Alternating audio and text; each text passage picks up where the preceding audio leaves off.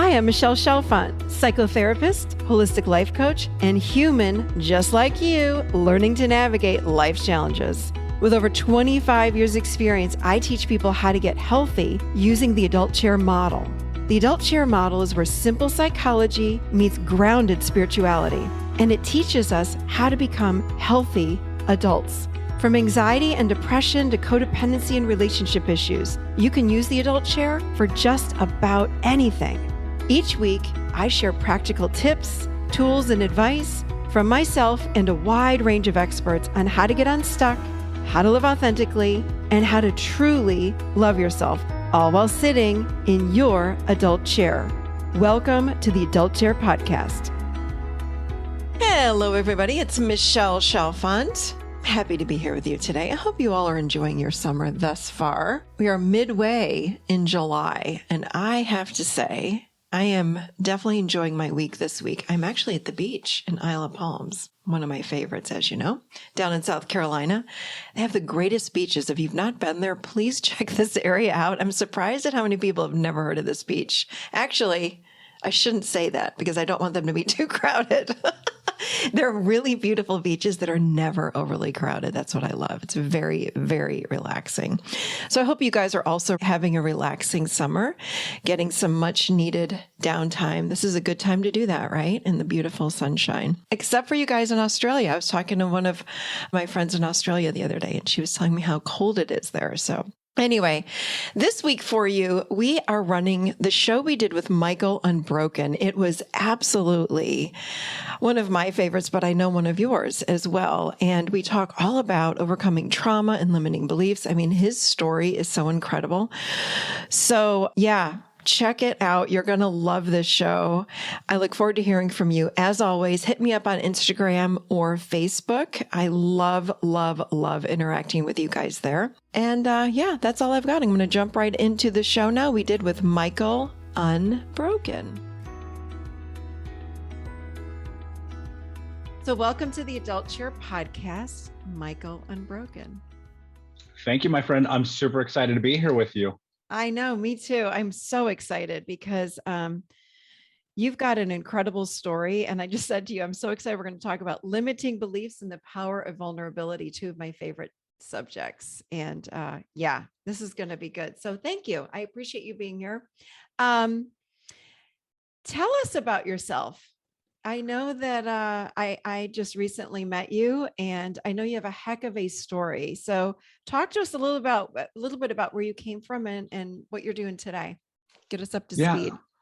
Yeah, absolutely. So today I'm super grateful and lucky and all the things that I'm at the place I am in my life. I'm an award-winning speaker, a best-selling author, a coach, a podcast host, an entrepreneur. I run multiple businesses, and most importantly, I'm alive. So I like to start there. My story is intense, so I'll forewarn people about that. Just know that coming into this. When I was 4 years old, my mother, who was a drug addict and alcoholic, she actually cut off my right index finger.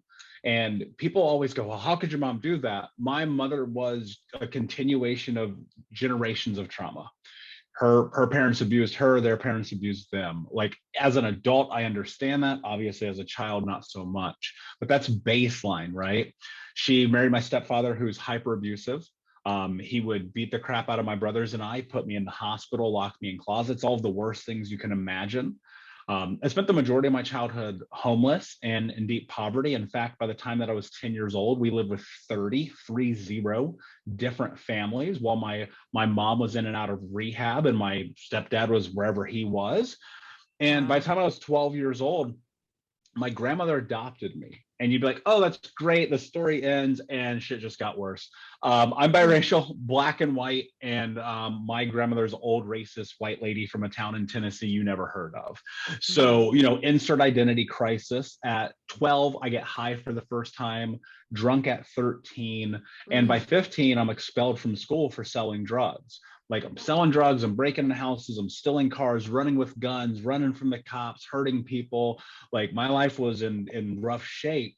And luckily I got put into a last chance program, still did not graduate on time. They literally handed me the diploma, like, you know, we're done with you. You got to get the hell out of here.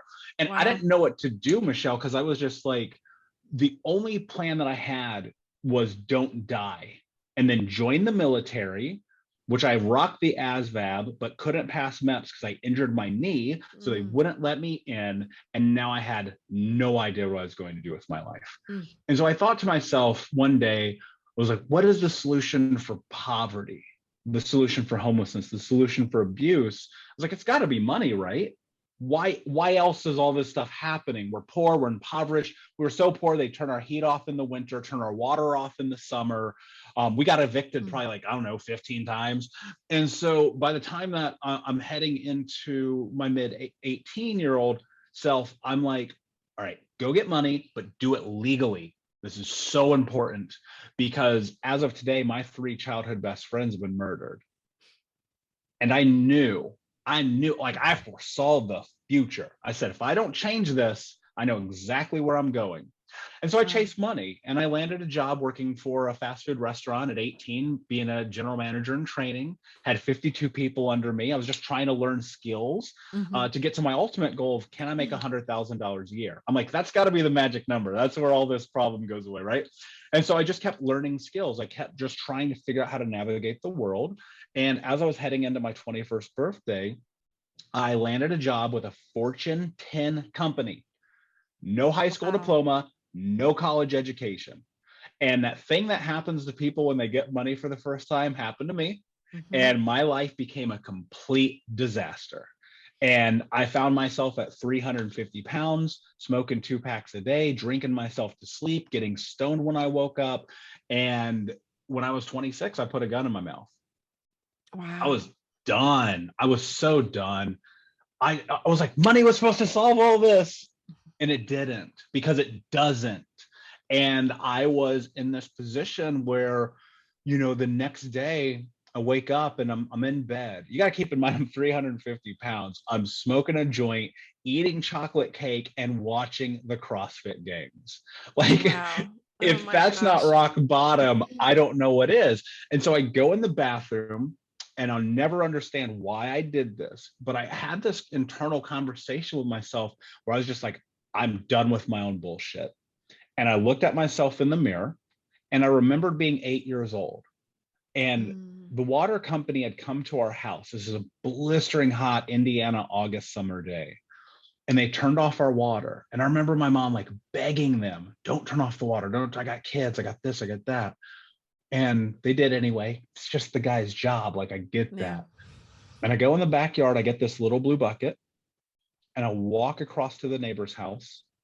I turn on the spigot on the side of their house. And for the first time in my life, I still water. And I remember that moment so vividly, and just being like, when I'm a grown up, this won't be my life. And it wasn't in a lot of ways, but it was, because I was still that trapped, lost, hurt little boy. I'd never had this kind of conversation. You know more about me in 3 minutes than people who knew me for 27 years. I didn't cry for 15 years. I was never emotionally available. My life was a disaster. And I looked in the mirror and I asked myself a very simple question. I said, what are you willing to do to have the life that you want to have? In the words, no excuses, just results, became the precursor for everything that was next. And 11 years, almost 12 years later, here I am talking to you. Wow.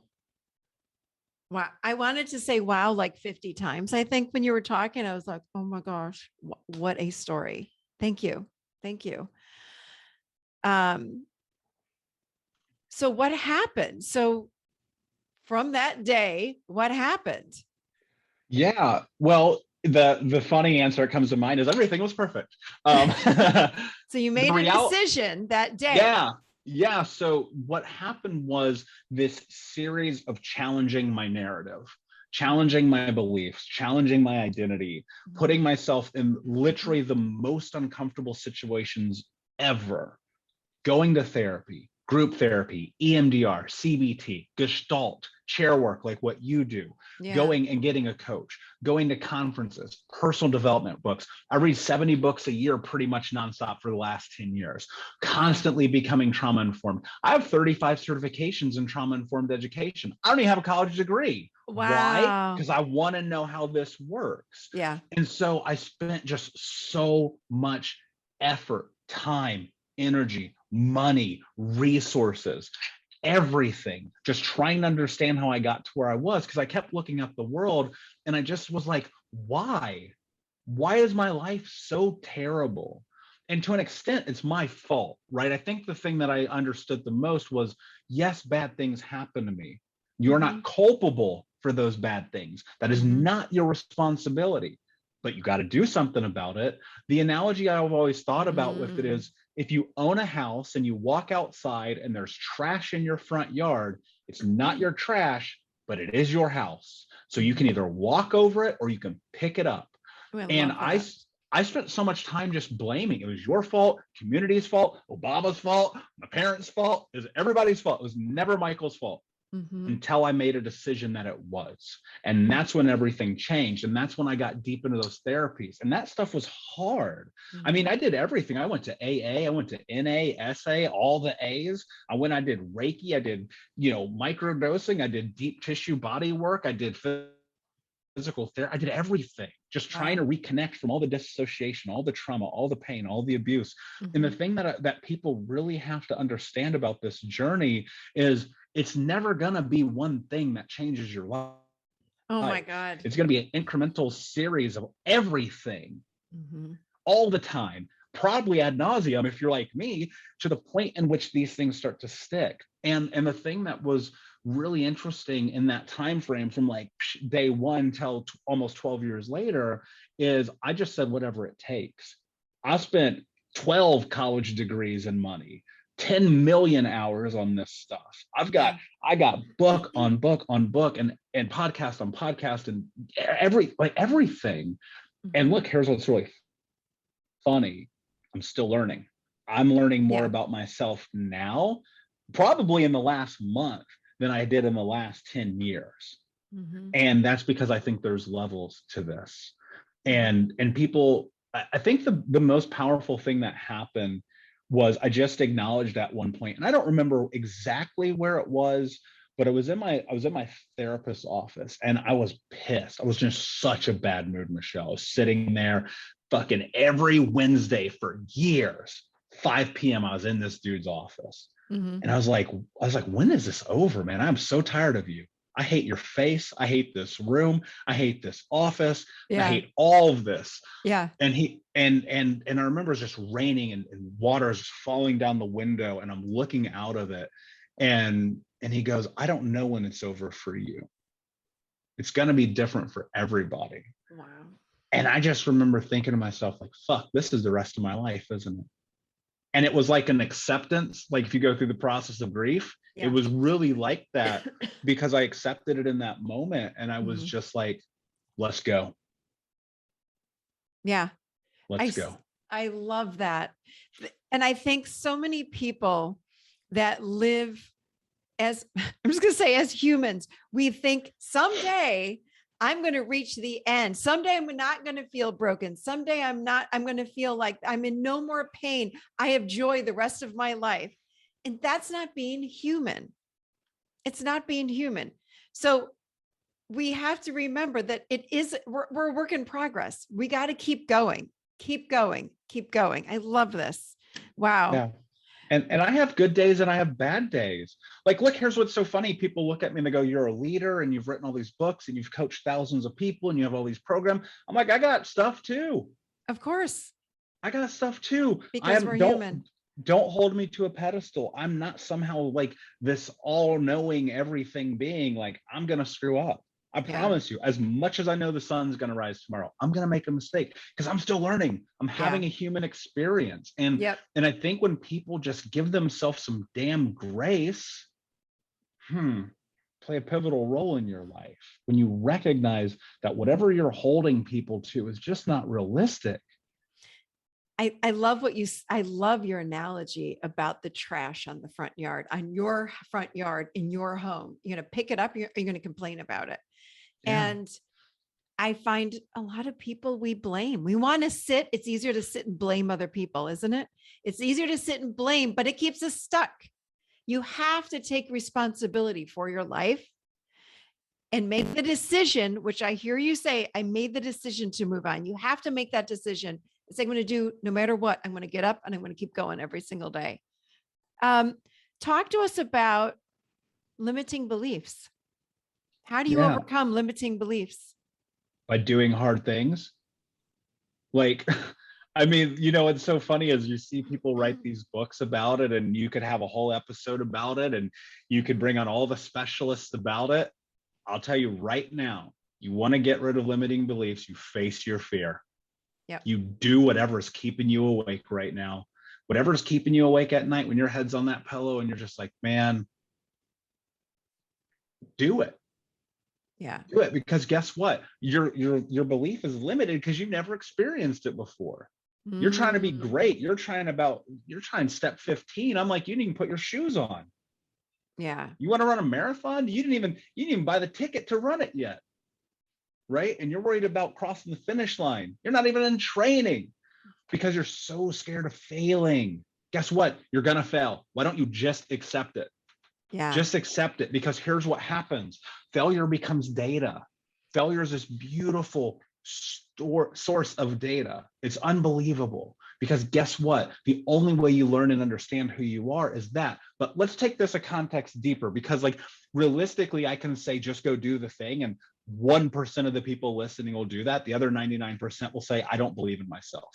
So I'm already limited, because that's an identity. You're tied to it. Fine. Great. Let's agree with that. Let's say that. In front of me, there is a sign. You cannot see it. It says, mindset is everything. I believe that to my core, to my soul, more than anything on planet Earth. And let me tell you this, nobody tells you what it means. So I'm actually going to teach you what mindset is. Mindset is this. It's very simple.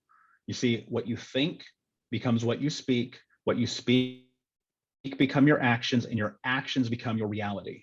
Mm-hmm. If you're repeating to yourself narratives that often aren't even your narratives, they're subconsciously conditioned into you from the experiences of your life, and you're like, I'm not good enough, I'm not strong enough, I'm not capable enough, I don't deserve this, why would anybody love me, how will I ever accomplish this goal, I'm going to write a book, I'm going to do blah, blah, blah, whatever, right? Yeah. Keep telling yourself that and watch your life stay the same. Now, look, it's difficult because it's reframing, and you have to go through this process in which, like, you literally have to convince yourself. You have to I think about it like this. You're lying to yourself in a way that creates success in your life, because until you get to this point where you have repeated this, where you believe it, where you own it, where it's in your core and your being, nothing will be different. I teach my clients this all the time. I want to give people something actually practical right now. Yeah. You take a pen and a piece of paper, the most important thing you will ever have in your arsenal in this journey, and you write down what I'm about to tell you, and then you read it to yourself, and you convince yourself that this is true every single day until you believe that it is true in all of your being. Your life will be different. Mm-hmm. It's very simple. Yeah. I am the kind of person who is kind to myself. I am the kind of person who is kind to myself. Why does this matter? Because think about this. If your thoughts become your actions and your action become your reality, if you operate through this scope of kindness, then you will act as a kind person does to themselves, thus doing the thing that you need to do in order to create the life that you want to have. And so when you start through this scope of kindness and you stop beating yourself up, because you're more mean and unkind to yourself than anyone. You say things to yourself that if you said to me, I'd punch you in the face, or you would get arrested for. Mm-hmm. And you're expecting yourself to be successful. There is something really flawed in that thought process, but guess what? That's okay. You didn't instill that. That was given to you, but you, responsibility, have to reframe it. So if you're operating through this scope of kindness, you go, I am the kind of person who's kind to myself. What would a person who is kind to themselves do in a moment like this? They would show up for themselves. They would push themselves. They would stop making excuses. They would do the work. They would tell the truth. They would face the hard realities of their experience. They would be vulnerable. They would be flawed. They would be all of the things that it is that you are. And on a long enough timeline, because they are operating through the scope of kindness, the actions will reflect that and eventually will become your reality. So if you want to move through this place to come full circle where you no longer are stuck in limiting beliefs, change the way you're talking to yourself first. People are going to say, I have a hard time with that. I can't do that. My thoughts are more powerful than me. I hear that one. What do you say to these people? Yeah. Keep telling yourself that and watch your life not be different. Mm-hmm. Make a decision. Make a decision, because look, it's easy to do that. Like Michelle, I'm not trying to be on a pedestal here, but I'm telling you right now, if I can do this, a kid from the hood with an ACE score of 10, if I can do this, it's probably like 12. They don't even have that many questions. Then I'm telling you right now, you can do this. You got to decide though. And look, it's not like I still don't have my own things. I'm navigating love and self-worth and personal value and happiness and hope and goals and ambitions and career and all the things. Because that's how this works. But if you don't start, yes, it is life. Stop holding yourself to this accord of, oh my God, I'm not perfect, so why bother? Like the reality is like, you just got to go for it and be willing to face the fear that's in front of you, because you're going to screw up. And that thing where you're saying your thoughts are more powerful than you. Yeah. You know why? Because you're giving yourself permission to let yourself off the hook. So if someone's listening, or I know there'll be a lot of people listening to this, and they're sitting there saying, where do I begin? You know, my life is crap right now. Like I don't even know where to begin. Where do I begin, Michael? What do I need to do? What's the first step? Let me ask you this. I know you're asking me, but I want to ask you this. Do you have thoughts about things that keep you awake at night? Right? Yeah. Inherently, like, I think we got to give ourselves a little more credit. Inherently, as human beings, we have the foresight and the intuition to know what we're supposed to be doing, and we ignore it. Stop ignoring it. Because I'm gonna tell you what, like, I look at my life at 16, 18, 22, 25. I was going to therapy the whole time, Michelle. I never stopped. I started going to therapy at 7 years old after I got molested. That's when I started going to therapy. I learned how to not tell therapists the truth.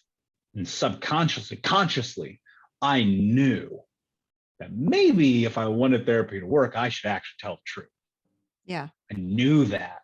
You know what to do, but you're ignoring it because doing the thing that you know you're supposed to do is difficult and it's scary and you never done it before. But guess what? The first time you ever did anything, you sucked. Yeah. It's true. So why are you expecting perfection out of this thing called life when you're not even giving it the go? You're not even stepping into it. So literally just thinking about what is it, bringing attention to it, noticing it, feeling it, like being present with it. And it's going to be painful because you're going to look at it and you go, man, fuck, I'm really letting myself down again. Yeah, you are. I get it. We all do that. Nobody's not guilty of that. Right? I mean, even like the most successful and famous people that we often look at and go, man, their lives must be great. I promise you it's not. I promise you they're still suffering. They're still struggling. They're still stuck. They're still trying to figure it out because there's levels to this. So just acknowledge that and go for it. Just stop letting yourself off the hook. Like, it really is about personal responsibility. I know that sounds so weird when you're talking about this scope of mindset and trauma and the impact on the emotional capacity that we have as human beings. But like, the reality is it really is actionable to create change in your life. What do you say to somebody that would come back at you and say, yeah, but my thoughts, they're really powerful and they're really negative thoughts and they prevent me from changing and they're all day long and I can't stop them? What do you say to those people? Well, it's a reframing process, right? You look at that thought, you sit in it, you acknowledge it, and you go, is that true of who I am? Ask yourself for real, like, is it true? Okay, so let's go through this. You have this goal. You're like, I want to create this amazing lifestyle. I want to have love and happiness. I want to have joy and success. I want to have money in the bank and live till I'm 100 years old and impact my community and the world and be remembered. Mm-hmm. But I feel stuck and I feel unhappy and I feel sad and life's kind of hard and I got $8 in my bank account and this career is kind of in my way. Okay, cool. I get that. But would that stop you? They would say it would. Would it?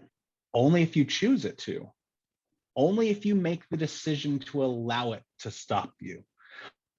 Because the roadblocks that we face in life, they're not going away. They will always be there. And let me tell you a secret, and this is going to be a hard truth because it was the hardest thing I ever discovered about myself.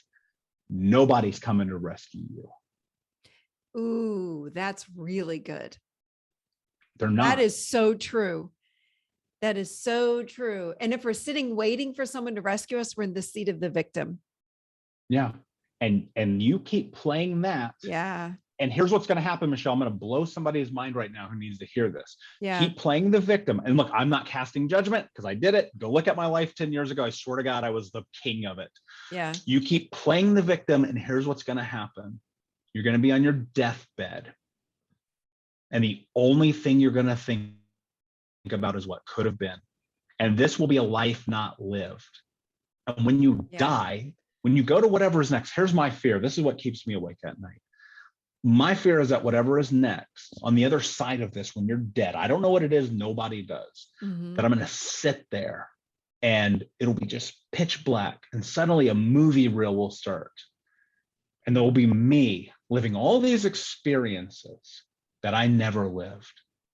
And there's nothing more terrifying than looking at a future that could have been because I was too scared to face my fear. So when you talk about committing, when you're scared, what's your advice on that? Just go right into it. What is your advice if someone's really scared? Like I'm thinking of someone that might be thinking about leaving a marriage, moving across country, quitting their job, but not having another job. Like, what do you do with that fear? What do you do? I'm going to say something that's going to catch people off guard. Commit first and figure out the rest later. Yeah. Because guess what? When you're up here in your head, when you're operating through your brain is really only about one thing: survival. It is. Your brain is it does not care about anything else except keeping you safe. Yep. And so the safer you stay, safe is what? Comfortable, known, experienced. But you want the other thing. Your heart is like, go over there, jump off the bridge, jump off the bridge. And your brain's like, no, don't jump off the bridge. I'm so scared. Yep. Well, guess what? That's what your brain's supposed to do. Your brain is supposed to do that. It's supposed to keep you safe. So you're operating in that space up there. You're overthinking everything. You're sitting here and creating a spreadsheet about everything that you want in your life, right? You're like, but I don't, it's not there. I don't have all the things. Guess what? You're not going to get all the things before it's time to make the decision. The roadmap is not going to be there before it's time to make the choice. Everything that you want in life is not going to be perfect. That moment you're waiting for, you're going to keep waiting until you're dead. I promise you, because it ain't coming. And that's what's so difficult, right? Because like, I get it.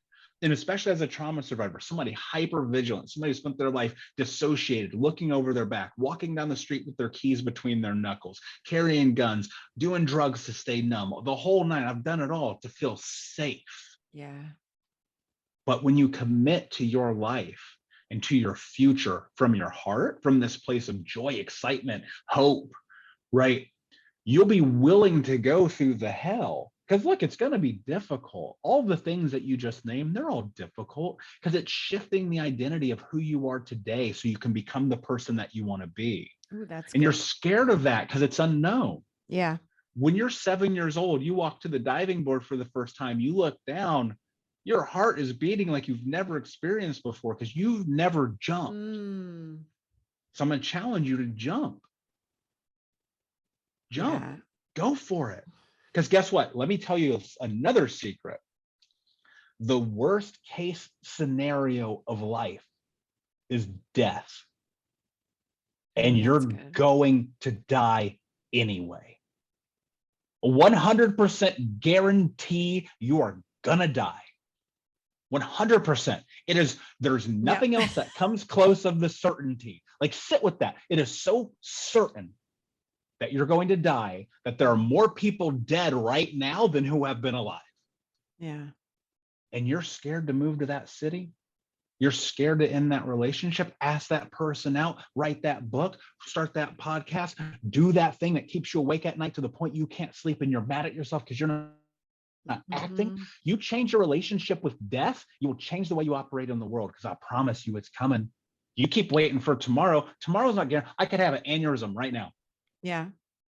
I could die right now. Yep. What are you waiting for? Stop waiting. Start changing.